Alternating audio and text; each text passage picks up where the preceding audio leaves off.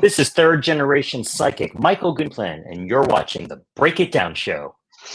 We were just talking off mic, and it's just one of the things when I started the show was I've had such an interesting career being a spy, going overseas. I'm like, I have to bring these stories. What I didn't realize was how many times it relates to anybody's life, anybody's career. Like me, me running a podcast, a lot of what I do is simply what I did in a less dangerous environment. But you're bringing up a point, like being a mentalist.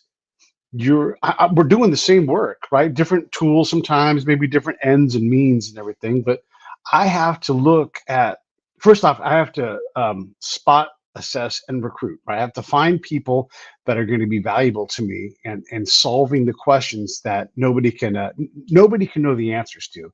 And the enemy, like we had a great example the other day of an intelligence failure when Hamas attacks Israel, right? Like, how do they know? Well, Hamas doesn't want you to know. It's like that's sort of the point, right? So all of this goes into you're trying to find things out. I'm trying to find things out. We have a certain number of questions or inferences or bits of data to do it. And it never occurred to me that it's very similar what we do. It is very similar. There's a very strong difference, though, and a really important one. If you get caught doing what you do, you get shot or tortured. If I get caught, everybody gets a good laugh and we go have a drink at the bar. That's the big difference. And I would say it's pretty big. It's pretty big. The intelligence agencies, let's see if I can find, I have the book here somewhere. Intelligence agencies have used magicians and mentalists to teach deception, to teach trickery, to teach pickpocketing and mental manipulation, really for the last, at this point, 100 years. It started with a guy named John Mulholland. And there's a book called the Deceptionist's Guide to the CIA, and it was actually a declassified manual of sleight of hand for spies. And even today, if you are an officer in training at the Central Intelligence Agency, you take classes in magic and pickpocketing and hypnosis and suggestion. So it's not kind of overlap, it's direct overlap. When you have, there's two types of things to think about. There's magic, right? Which is sleight of hand, it's trickery. And then there's mentalism, which is slightly different. It's in the same path, but it's to the left of it. It uses a little bit of psychology. It uses a little bit of forced psychological manipulation. You think you're picking something, but I'm actually making you pick it through unseen ways. There's the third, which is psychic entertainment, which makes you walk away going, was that real?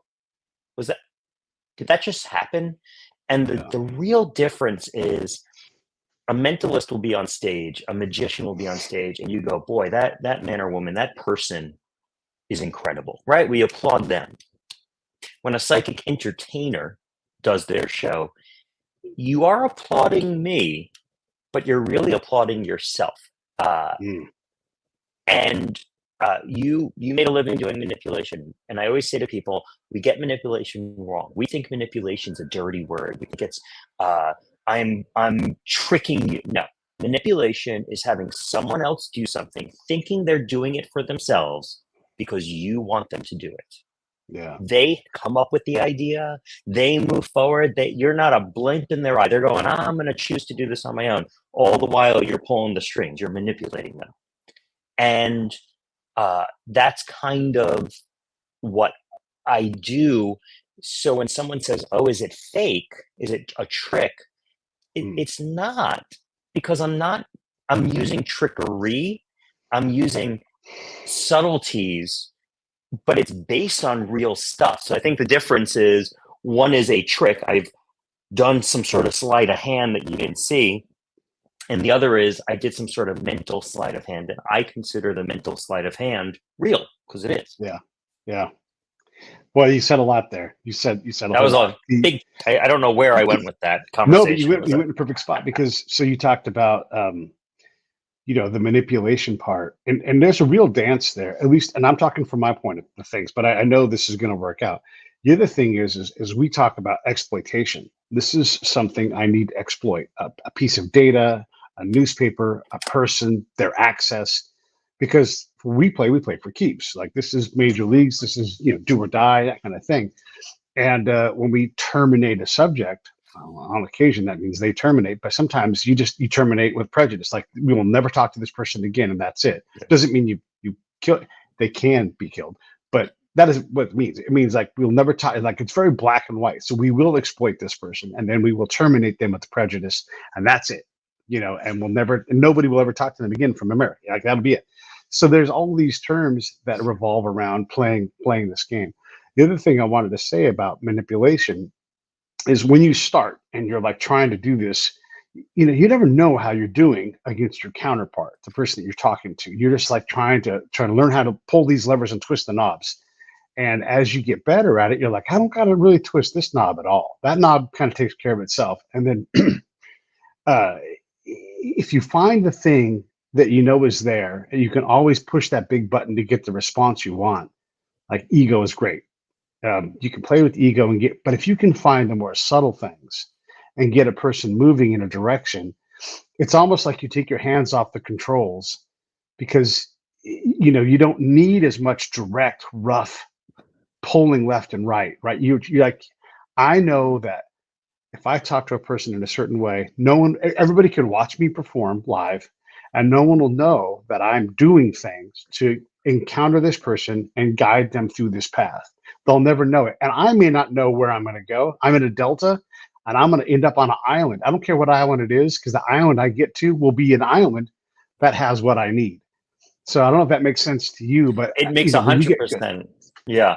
I think the part that you're not revealing, which I will, is there's a starting point for everything, and that's rapport. For sure. It takes a second. We make decisions whether we're going to trust someone, listen to someone, or form a relationship with them in an instant. So in a game, whether it's intelligence or mentalism or whatever, the very first thing we are doing is building a rapport. And part of that is comfort. You want to trust not what they're saying, but at that internal thing of, am I safe in this moment? And that is the first thing. We don't think about it. It's a subconscious thing. But if this person stops and talks to me, right? If I bump into this person, or this person says, nice jacket, what do they, my initial thought is, do they want something from me? Mm-hmm. Especially if you're a nefarious actor. Why is this person talking to me? Are they a government spy? Are they a friend? Is this a random person? Who is this? The second thing is, what can I get out of them? We all want to know, what can we get out of the other person? Nothing, even if it's buying a coffee, the person you're talking to on the other side of the counter, what am I getting out of them? They're giving me a coffee. They have a purpose.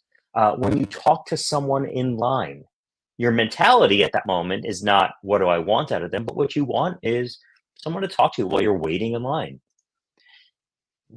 Rapport building, whether it's in business, in intelligence, or on stage, is step one.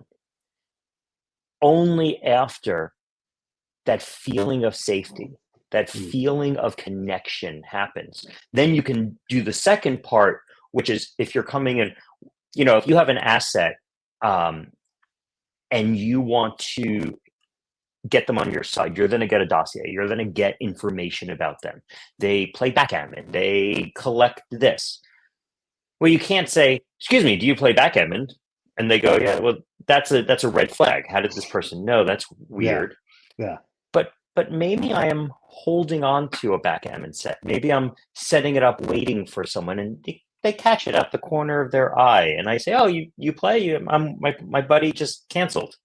Right. I got somewhere to be, but it is, and that's where I talk about manipulation. You are setting up a situation through words, actions, or environment where the person thinks they are doing it for themselves, but you are actually in control of the scenario. Yeah. It all goes back to rapport. It all goes back to saying things subtly. That's the key right there, subtly. But implanting those little droplets of information where the person goes, this person's like me. I can trust them. They do the same thing I do. If I knew you were a Disney person, I may have behind me a picture of Disney World. I may have tickets. I may have a random thing that only a Disney person would know. If you're an army guy, I have all my stuff right here. I have my CIA challenge coin, right? Nice. Yeah. I would be, doing this, and it would catch you out the corner of your eye and you go, hey, you got where'd you get that? And I go, they got a gift shop. Uh, oh, you been? Yeah, I've been. Yeah, oh my God, what'd you do? Oh, do you know so and so? Yeah, I knew their name. And I've used that. I've used that when I travel and I run into people and I go, oh my gosh, do you know so and so? I haven't thought about them in 20, and all of a sudden we have a connection. If you're my friend's friend, right? My friend's friend, my enemy's enemy is my friend, no matter what I feel about them. Right. And you can use that in life. I use it on stage. I bring people up and I comment on their jewelry. Something I do is I go to New York City, I'll go to Beverly Hills, and I'll go into all the fancy stores. And I'll go into, Cartier and stuff, and I'll just look around.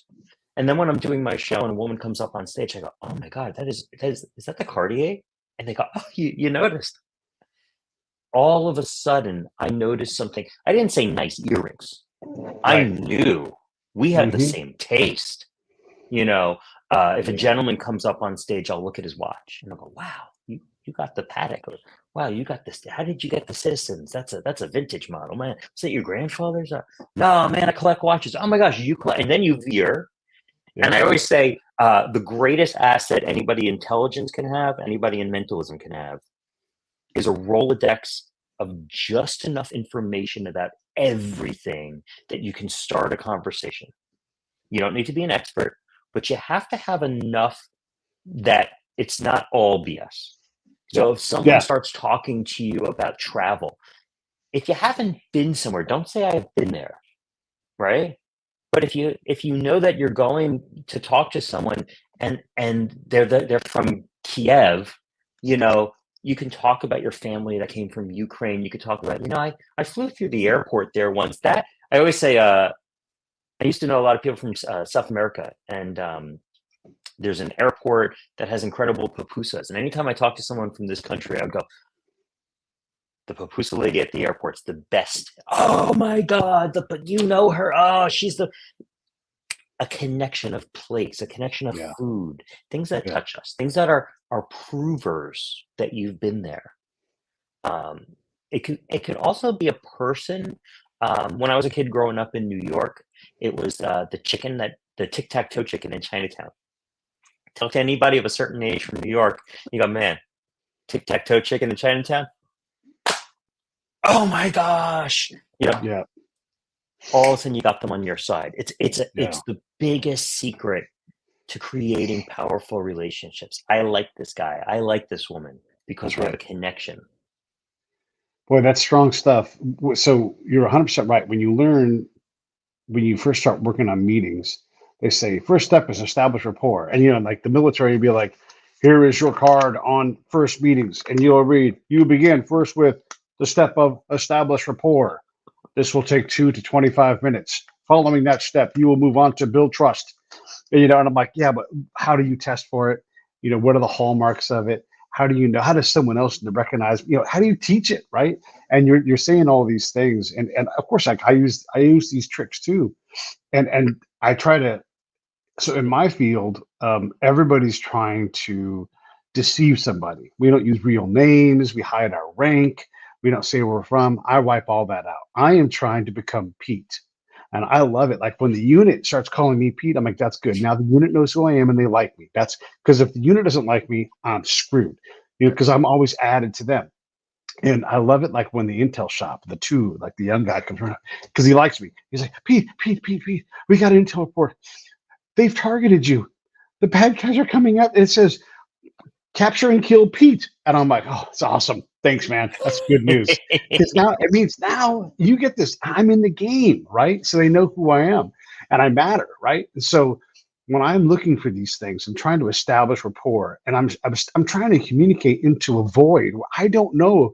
You're trying to find a needle in a haystack in a field of hay. No one's even cut it yet, and so I have to figure out how to matter. I have to just grab needles from everywhere. And so I'm trying to establish rapport. And I know you'll appreciate this. One of the things I always say is the worst way to find out where the bombs are is to come in and say, I'm from America. Where are the bombs? This is like patently ridiculous.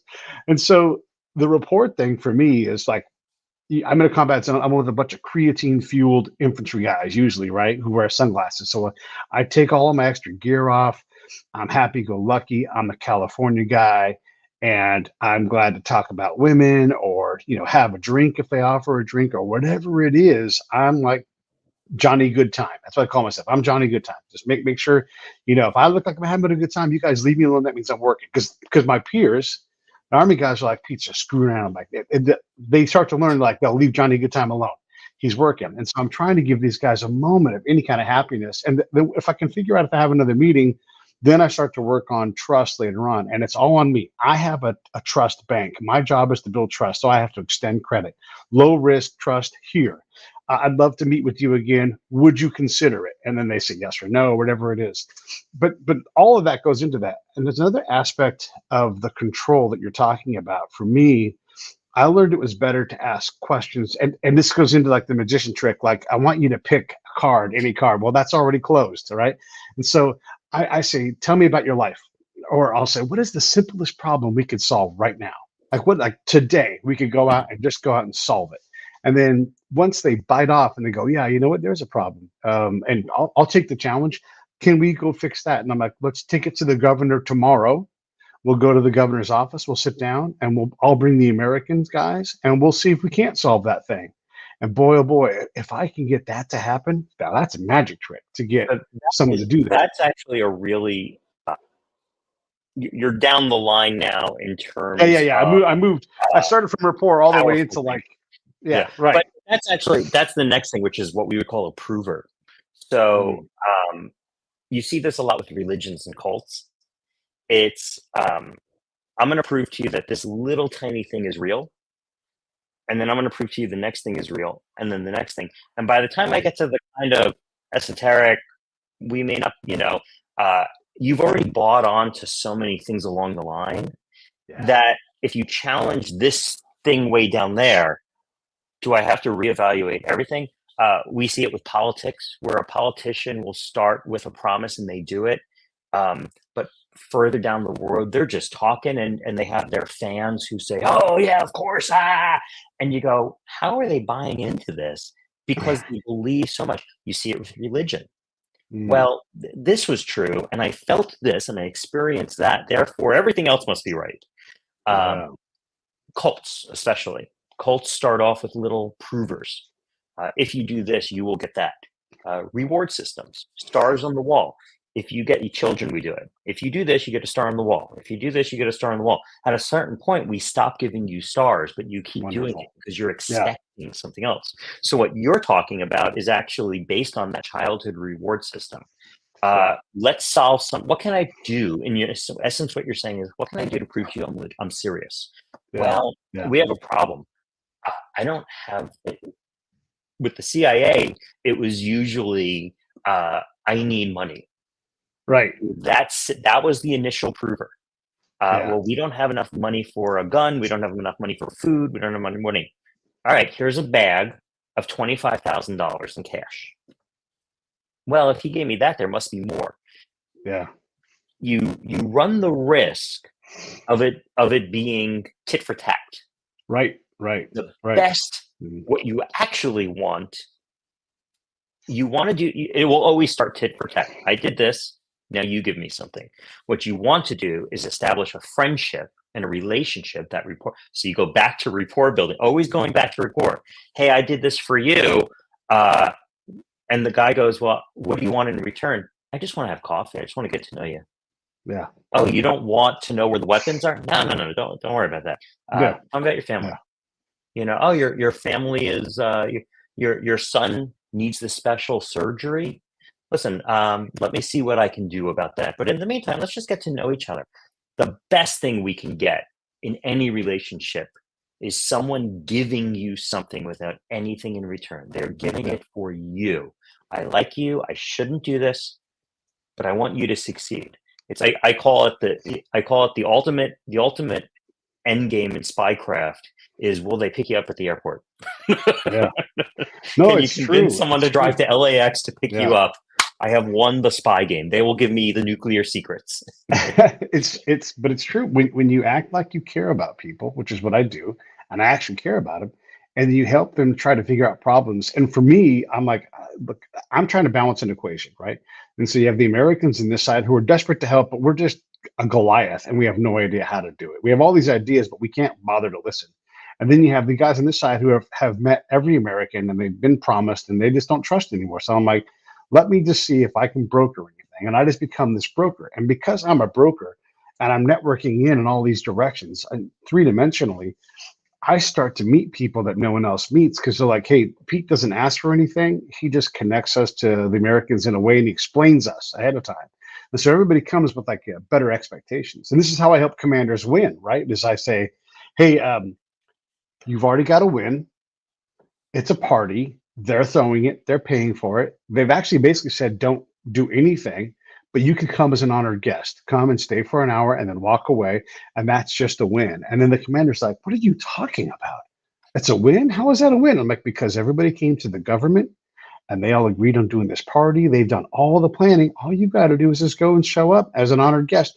Or don't come. It's a win either way. And then, so I've got to get the commander to trust me that there's a win there and just to let it happen. And I'll record it and I'll deliver it for him later on. And man, it's amazing. It's as hard to convince the Americans as it is to convince the locals. And then once you have a couple of these things. Because you're Americans, you're dealing with goal-oriented people who are dealing with goals in the moment. My objective is this. I don't care about anything else.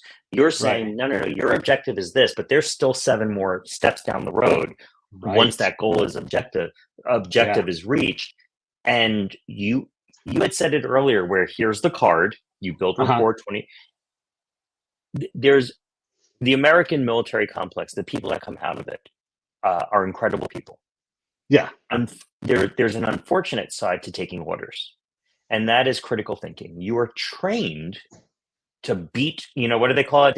You come in as a rainbow and you leave as a gray sky or whatever it's called when you go to basic training, right? Yeah. So you take all these rainbows, all these wonderful ideas, you shave your head, you put on a uniform and you leave as a unit. Well, the problem with that is you are taught not to challenge thought. You are taught not to challenge objectives and not to do things that are not instructed by your commander. Right. Your commander's 20-something years old with a little bit more experience than you have. And the greatest thing we have are the different parts of the world and the different ideas we come with.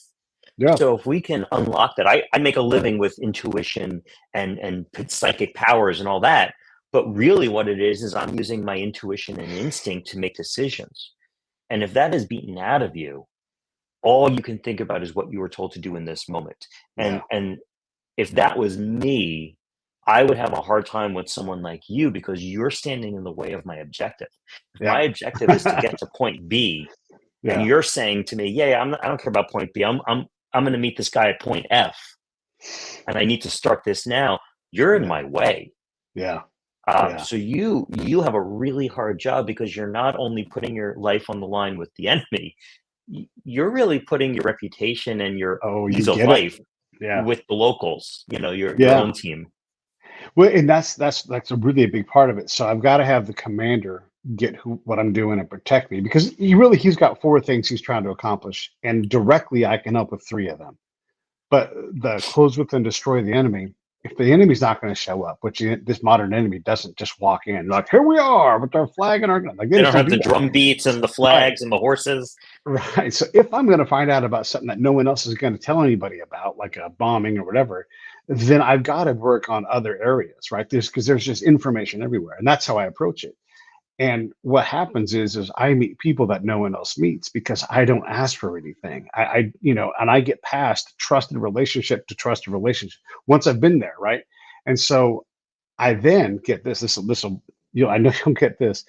So I'm Pete, the American guy, and I'll go to the Americans and say, I'm going to start bringing VIPs onto the American camp, and we're going to treat these Afghans, Iraqis, whatever it is, we're going to treat them like VIPs. We're not going to search them. We're just going to look at them like they're John Kerry. We're going to get at attention, and I'm going to take them in. I'm going to go take them into our chow hall, and I'm going to give them whatever they want and let them eat and feast. and we're just going to hang out. And the Americans freak out because I've got the commander's trust. They're like, let Pete do what he does. So I Make get these someone people. feel important.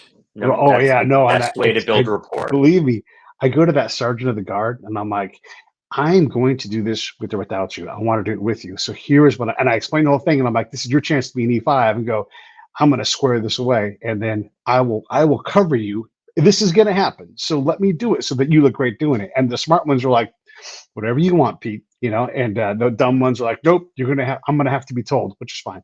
Anyhow, what happens is I bring the Afghan on. We don't search him, which freaks everybody out. But we don't search him. I walk him into the chow hall, and I'm like, air conditioning, ice cream, muffins, stuff your pockets, and then sit down. And then these are important people, so their phone is going, they're talking, and my interpreter's listening, and we're just gathering information. We're having these conversations. I let the commander know.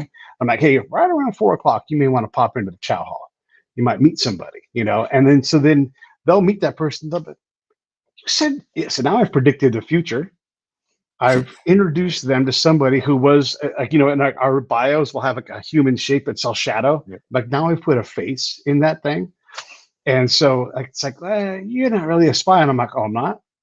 Because I'm giving the commander wins left and right. I'm identifying people they don't know. I'm showing them the most important people in the region, and all this stuff comes not because I went out and said, where are the bombs, right? Well, I the built this machine. terminology in spycraft is, customer. Yeah. And customers come in different ways. For national intelligence, it would be Congress or the president or any of those Sure. people. But in your world, it is the commanders. It's providing your customer, whoever that may be, with the information that they need to make their decisions. Right. So often we forget that you're not actually making decisions. You're gathering information. Right. That's very difficult for people who do make decisions, a commander or whatever, to understand. They go, Yeah. well, what's this guy doing? Well, he's getting information. Well, it's not your job to act on the information. And part of the problem with that is you are, as you just said, establishing relationships, making them feel important, bringing them into the dining hall and introducing these people, these tribal leaders or whatever. And you are saying, you're important enough for me to risk my side. You didn't get searched because you're my VIP guest. You're all of a sudden it's an ease. Everybody likes to be somewhere special, whether you like the person or not. Yeah. Everybody wants to go backstage. And then totally right. And then they reciprocate. They're like, let me take you back to my green room. And I'm like, whoo, boy, that's a big ask. You want me to go out? How secure are we going to be? Like, you will be safe. I'm like, all right. So now it's me. Now, and look, we've worked our way up the trust ladder. So now I'm extending lethal trust to them. But when I do, and I'm doing this at the expert level, this is not something I encourage anybody to do. I'm doing it by design, and I'm being very careful and deliberate about this. And what I get to see and what I get to hear are things that nobody else gets to see and hear. And that's my job. My job is not supposed to be safe. Greatest thing for spycraft was the selfie. Because you mentioned a moment ago that fun little black shape of a human. You get invited into the tent. You go, listen, come here. You're my friend now. Get in here. Well, behind you is the person you needed a photograph of. Yeah, totally. Little moments like that. And you're not being nefarious. You're not saying click, click, click, click with your little Minox camera, or your spy watch, click, click. Yeah. You're being very open about it. There's a great expression. Harry Anderson, the great TV comedian from Night Court, was a magician, a very accomplished magician. And Harry Anderson used to say, tell them the truth, they'll never see it coming. I believe it. People will say, like, I wear a shirt that says spy on it all the time because it's true, right? And so, like, I will tell them, like, are you a spy? And I'm like, yes, I'm here to ask questions. And if I ask you a question you don't want to answer, don't answer it. I'm never gonna put you in a bad spot. I am just here to help people. And if you ever get the inclination that it's anything else than that, let me know and I'll back off. I never want to harm you. And every person I talk to on the outside of the American campsite, I leave it up to them. Like, I would love to meet with you again. I don't know what's appropriate. I don't know how you do it. I don't want to put you or your family at risk. Is there a safe way we can do this? And if they're like, Pete, you have to carry a bunch of knives above your face and walk on ice to do this, then that's on me to figure out how to do that. But if they're like, yes, I'll come pick you up at this time, we'll go to this place, then I work on like, can I actually pull that off?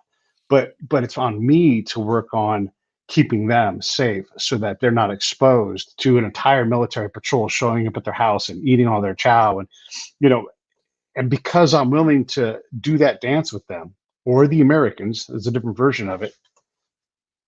I I get to people that no one else gets to, right? Because Yep. there is this magic show going on all the time, and I tell everybody it's show business. What I do is show business. What do you got? What do you got? I have another book right behind me. I can't find it right now. All my books are a mess right here. It's called The Dance, and it's about Hmm. psychic readings, and it's exactly what you're calling it. We call it The Dance. Hmm. It's a book by a guy named Brad Henderson, and he talks about this give and take of information, and you get it, and it bounces off, and it is a dance. It is a Yeah. delicate dance of trust and emotions and relationships, Yeah.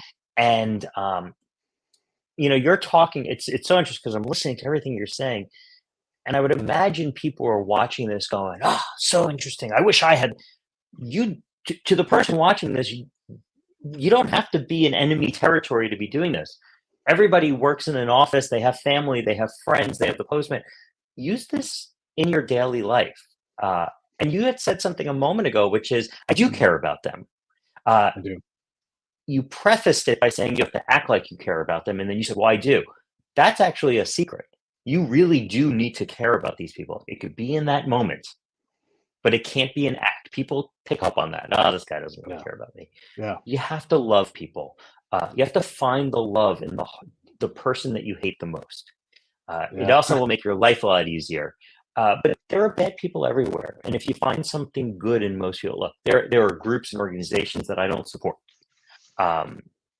But if it was life or death, I'm going to make friends with the most hated person in the world to get what I need and bring it back to end that person, to end their objective. So I'm not suggesting everybody, finds good people on both sides. There sometimes aren't. But understanding your enemy, finding love in that moment for your enemy so you can achieve your objective. If you're watching this and you're going, how the heck do I use this in real life? You got a person you don't like at the office, cozy up to them. Become friends with that person. It may kill you. It's only for a couple hours a day, but you are going to gain so much more from getting their trust than you will ever get from hating them. Doesn't mean you need to actually like them, but in that moment, you must care. You don't Yeah. act like it. You find it in your heart to actually care. Yeah.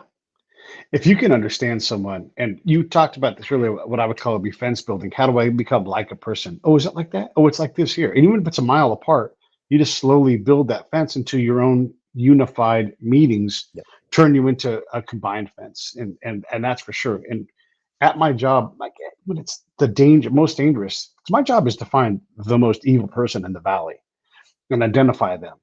My job at its hardest is to flip that person and make them our asset. And so my peers in my community, in my job, but also like the people who kill people for a living in my world, they're like, all right, now we're gonna kill that guy. And I'm like, whoa, whoa, whoa, whoa, whoa. Hold on. That's my friend Mohammed. Let me see if I can do some work. Like it's always time to kill the guy. But if I can flip this guy, and even if my flipping flips him on our flipping back, that's fine. That's the game.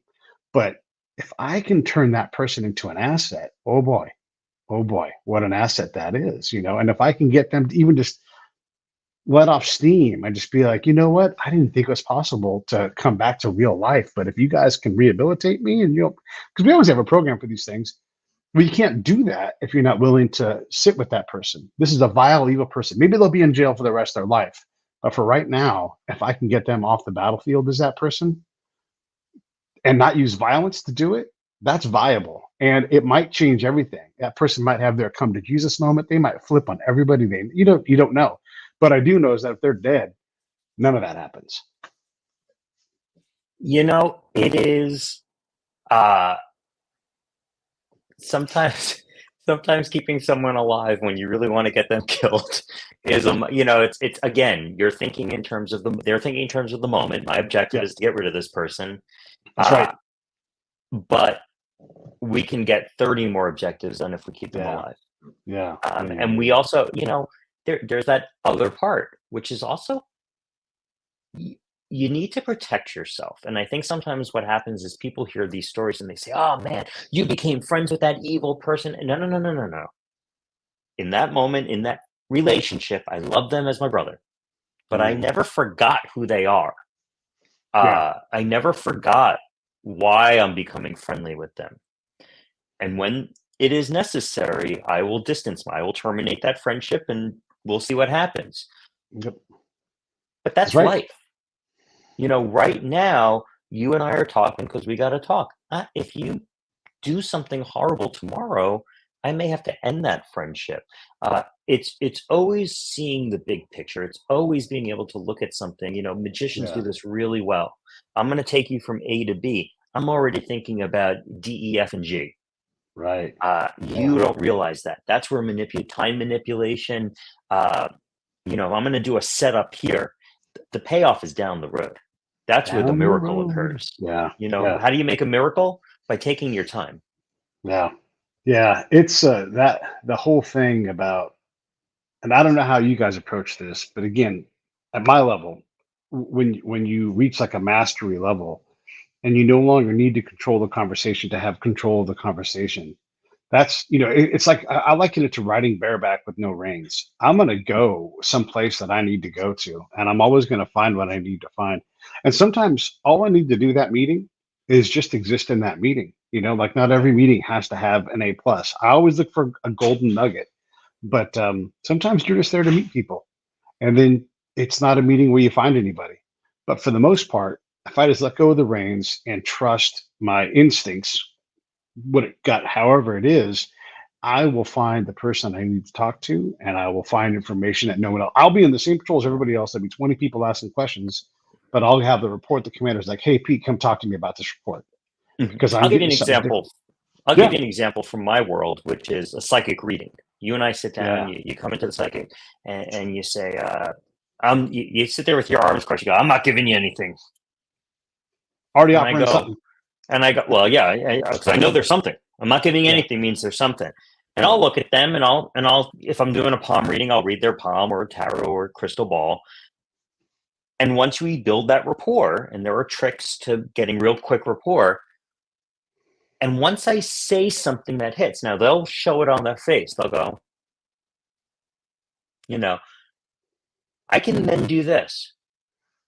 Well, what is it you're hoping I'm looking? I'll see. Is there something going on that you were hoping I'm going to find? mhm. And the staunchest, I'm not giving this guy anything, Yeah, will go, well, I was actually, I got my wife, and yeah, they will lean in and they will yeah. just open up because we all want that. Mhm. You need to prove yourself. And that's what we talked about earlier. Yeah, You can't go in and say, some psychics will say, what's on your mind? They're not going to be that successful. But if you walk in just like a therapist and you build up rapport, even if it's just a short amount of time, you will gain trust. You will get more information from them. And then you can do that delicate dance back and forth hmm, and help someone. Uh, hmm. and again, it is manipulation. It is cheating a little bit because you're using a technique, but it is based in reality. It is based in trust and intuition and instinct. Whether it's on my side, which is for entertainment and life experience, on yours or yours for gaining information, we're both doing the same thing, which is giving someone something they want. And Yeah, it's yeah. usually attention, love, and respect. Boy, it. Yeah, that all of those things. Just learning to shut up and not be the smartest person in the room, and and especially when you're in their room. Like, let me just. Yeah, I'll tell my interpreter all the time. I'll say, um, you're going to hear me ask questions that I know the answer to. I want you to answer the question anyhow because I'm asking this person that question and I want their response. I'm not asking so I know. And then almost because the spell is so strong when you cast it well, my interpreter will look at me like, Pete, you know the answer to this question. And be like, yeah, motherfucker, ask the question. Remember I told you? And then like, oh yeah, then they come out of the spell and they're like, sorry, we're working here. The other thing about this too, and this is all part of the dance, because while the interpreter is talking to the person, I am not focused on their faces necessarily. I'm looking at other things because the room is full of information. And so, like if I'm writing down a name, on a piece of paper because they said Bob. I don't have to look at my hand, write Bob. I just write down Bob. And if it's not perfect, I don't care about penmanship. I just care that they know Bob is in there. But I'm watching and I'm looking, and there's body cues. Like if for me, and look, I'm not a body reading expert. I just know I look for patterns. So if the hands are above the heart, or if their feet get off, right now you can't see, but if the feet go off the floor, this is excitement. And I'm trying to determine what got them excited. Can I get them excited again? If they put their hand in front of their mouth when they're telling me something, or if they do the international sign for, all right, I'm going to tell you something. If they do that, right, I'm paying attention. Now that I see that they're doing that, I'm going to have my interpreter listen carefully to what they're saying. I'm trying to now figure out like why, like what about what they're saying is a double shoulder check over, like, even if there's obviously no one there and they still do it because like it's just the international, and it's like it always works. Like I'm going to let you in on a secret. And that secret is important. So spend time on that secret because that is something that the commander's not going to know. And no one in my group is going to get that secret out of somebody. And if the secret is mundane, it doesn't matter because you're in a spot where you've opened part of the safe. There's something else which links into what you're saying. You're in this meeting, they're leaning in, the body language is telling them this. The fact that they are sitting with you, even if they're sitting with you to say, get out of my life, I'm going to get on your way back, watch your back. Yeah. The fact that they are with you, they have put their life in danger. I was in a Middle Eastern country. I went to a dinner party at someone's house. The government did not like that they had a dinner party where I entertained, and that person was gone for a month or two. And they were very wealthy. You would think that this person would be protected. No, they went away for 2 months. And I'm very cognizant whenever I meet with someone that they are putting themselves at risk for being with me or with you or whoever. I don't do that kind of work. So their risk with me is different. They're coming up on stage and their being on stage is uncomfortable. Anything can happen. Will I make them look embarrassed? Their being on stage with you in front of the curtain is someone going to see me and misinterpret this? Is there a picture? Is the government going to question me? If there's a change, and again, we tend to think in terms of the moment, but you got to think down the line. There's a change in regime. This meeting, which is sanctioned by everyone, now becomes really dangerous down the road. And we saw that. We saw that in Afghanistan. There was a change in regime recently, and all of those people who thought they were protected were all of a sudden in danger.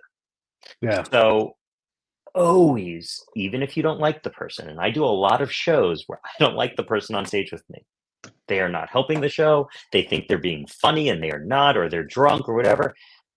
At the very base, the very bare minimum, I am so thankful that they have taken the risk to be up on stage with me in the same way they've taken the risk for their lives to be with you. Or if you're in an office setting where someone comes in and gives you a little gossip or something, they've taken a professional risk. Those are all reasons to respect someone. You don't need to like them. You don't need to trust them. Find little things. I respect you for taking a risk to come to talk to me. I can't stand you. You're a disgusting human being. Yeah. But, Yeah. The work that you do, you do hit the entertainment thing. And because you're a different kind of, like, I'm never famous when I do. Like, I know warlords and I know criminals and people like that. But your face goes on a billboard, or you meet some person, and you can become known for that. How does that impact your work? I mean, like one of the briefs in your packet says you got kicked out of the Cosmo, because of what you do. But there is a thing. Like, here's the funny thing is, I'll say I was a spy, and everybody's like, meh, whatever. Like, they don't believe me, and I'm like, I'm just being honest, and I'm a really fucking good spy in my little setting. You're not going to out collect me. Like, I'm just really good at it. Nobody cares, right? But it's different. So I come in with a couple different things. I'm at a point in my career where my market is ultra high net worth individuals and families, CEOs, anybody who has more money than they know what to do with can hire me, private clubs and corporate events, right? I am coming in with the understanding that none of those people know who I am. They know they're coming to see a show. They've usually been misinformed and think they're seeing a magic show. So the first thing I do is I walk around during dinner or cocktails or whatever it is before the show, and I start to build a rapport. I get to know people. I say, "Have you ever seen a mind reader?" Mind reader? I thought we were seeing a magician. No, no, you got it wrong. Oh, really? That's interesting. Is that you? I go, yes, lady, that's me. And what I'm doing is I'm letting them know that I'm a person, that it's not going to be an act, that I'm fun. I've already met them. And they see me doing it with everyone. So I'm not setting anything up. I'm just building rapport. I've never had problems because I'm not well known. And I actually think in my industry, being more well known saves you a little bit of time. The first 15 minutes of my show are me doing things that establish my credentials. So I am doing something where I have the audience think of something and I know what they're thinking of. And then the second thing in my show is I do body language readings where I have someone write down something and I know who wrote what based on how they're standing or what, tells is what we would call it. And I'm saying to the audience, look, there's some truth to what we're doing tonight. Yeah, there's going to be a little bit of fun stuff, but the basic of it is real. And I'm starting with the real stuff and we'll move into the fantastical. So for the first 15 minutes, I am saying to my audience, I am worth your attention. I am worth your time. If I had a billboard, if I had a TV show, I don't need to do that. They're excited to see me, Michael Gutenplan. Okay. I'm not there yet, and I'm well aware of that. I don't have an ego to say, don't you know who I am? I think the mistake people make is they think that because they have the name mentalist, magician, psychic, whatever, they don't need to prove who they are. 100% you need to prove who you are. Unless you are David Copperfield doesn't need to prove who he is. I know the name David Copperfield means best magician in the world. Penn and Teller, they don't need to prove who they are. But Bob the magician, you better start by showing me you're worth my attention, or I'm going to continue the show by talking to the person next to me. That's just life. Yeah. And you're right. There's something about expertise comes before fame, and sometimes fame comes before expertise. And that is a real interesting thing. Well, it's a pyramid mentality. I'm a big believer that if fame comes before expertise, you are building a pyramid from the top down, and it's going to crumble in on itself. You'll get to a point of success, and you won't be able to sustain it. If you build up expertise to the point of fame, when you get to that pinnacle, when you have that one shot, you're set. You're golden. You do not. I see this with a lot of amateur magicians where they get on television, or they get an opportunity at a show or something, a big shot, and they go, "What am I going to do?" And I'm sitting there going, "Do your act. Do your act." I don't have an act. I do tricks on YouTube. And you go, you jump in the line. We're going to help you out. We're going to make you look great, But slow and steady. It's not that you win the race; is you stay in the race. If you do the sprint, you're huffing and puffing as I walk by you. Yeah. Look at that guy breezing by me. How's he making it look so easy? Like, well, So speaking of magic and magic castles and stuff, why don't I tell you about what I'm doing? So as I was saying a moment ago, I have this unique market, which is ultra high net worth and fancy people. And I had a realization the other day. I can't afford to see my own show. I couldn't afford to pay for me to see my show. I can't. And I said, that's ridiculous. So I am taking a little bit of time and I'm investing in my business. And what I realized I needed is a promo video that is as good as my show, because my promo video right now shows the show, but it shows it in a club setting where you're or someone's house or something, and you go, if you're at a corporate event or you're at a theater and you watch this promo video, you go, well, that's not for us. We're not rich people. We're normal people. We're the masses. So what I am doing is I am renting the Magic Castle in Hollywood, California, the greatest place for magic. I'm doing a film shoot, a complete TV shoot with 5 cameras, producers, directors, and I am performing my show. It's actually plus, because it's going to be 90 minutes of material. Normally it's an hour show. I'm doing all my material. We're getting it on film. We're going to edit it down so I can have a great promo video. But more importantly, I'm going to send it out to theaters and organizations and say, you too can have this incredible show, just like the rich and famous do. And I realize that to show them what it is, I need to present myself in the quality that I believe it already is. Yeah. So I'm inviting the public. I'm saying this is your shot. It's not a night at the Magic Castle, Right. but it is filmed at the Magic Castle, and it's my chance to say, come see me on this incredible stage and experience 90 minutes of wonder and the most incredible psychic entertainment you'll ever experience. This is something you, up until this point, would never have been able to experience. And I'm so excited to give that out to people. Why should I just film it? Why shouldn't I invite everybody in with me? There it is. There's an easy way to come in. You can go on my website. It's www.mentalist.show. It's not mentalist.com. It's mentalist.show. Or you can go on any of the social media platforms and send me a private message. It's Amazing Mentalist is the tag on anything. Amazing. If you go on Instagram and you type in Amazing Men, I pop up. Look, I just popped up underneath. So if you type in Amazing Men, on Instagram, whatever, my little profile pops up first, but it's Amazing Mentalist is the Instagram handle.